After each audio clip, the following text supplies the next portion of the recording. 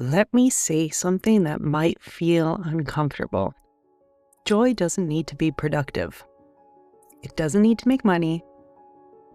It doesn't need to improve you. And it doesn't need to lead anywhere. And yet, most of us won't let us experience it unless it does. Welcome back, listeners. I'm Christina Perry, and this is Smile Sessions, the podcast where we discuss ways to live healthier, happier, and more fulfilling lives. In the last few episodes, we talked about how happiness is a state of safety, and play helps us access that safety, and joy can disappear when it stops feeling safe. So today, I want to talk about something that sits underneath all of that. Why so many of us struggle to let joy exist without turning it into something useful. Somewhere along the way, we learned this. If it doesn't serve a purpose, it doesn't deserve space. So even the things we love, we start asking, can this make money? Can I get better at this?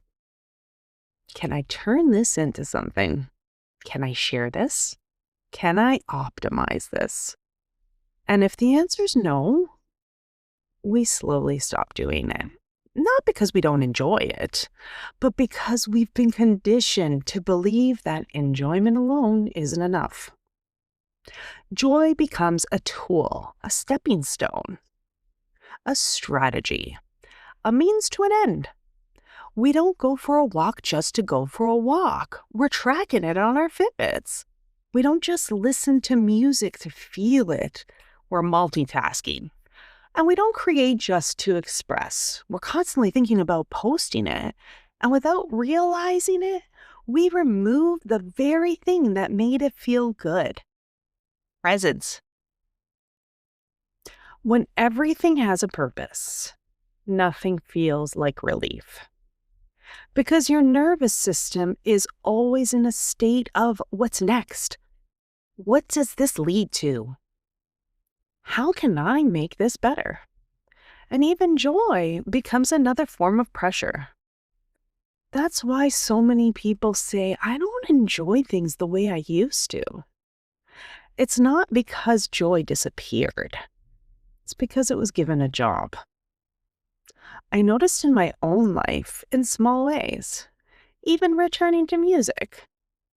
There was a part of my mind that wanted to ask, should I be doing more with this? Should this be something? Am I wasting time? I had to consciously step back and say, no, this doesn't need to become anything. This gets to exist just because it feels good. Letting joy be useless can feel uncomfortable at first because it challenges everything we've been taught. We're taught to be efficient, to be productive, to be valuable. So when you do something with no outcome, it feels like you're doing something wrong, but you're not. You're stepping out of performance and back into presence. So what if joy was never meant to lead anywhere? What if its only purpose was to let your body feel safe enough to soften? What if the value of joy is the experience itself? Not what it produces, not what it becomes, just how it feels. When you let joy be useless, your body relaxes and your mind quiets. Time slows down. You stop measuring yourself. And in that space, something subtle returns. Aliveness.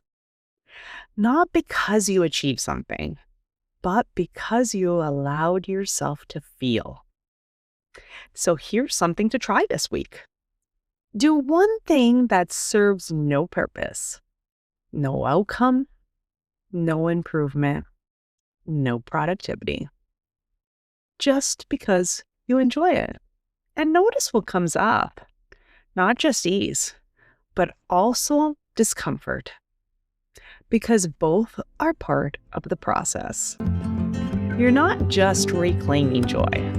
You're unlearning the belief that you have to earn it. Joy doesn't need to justify itself.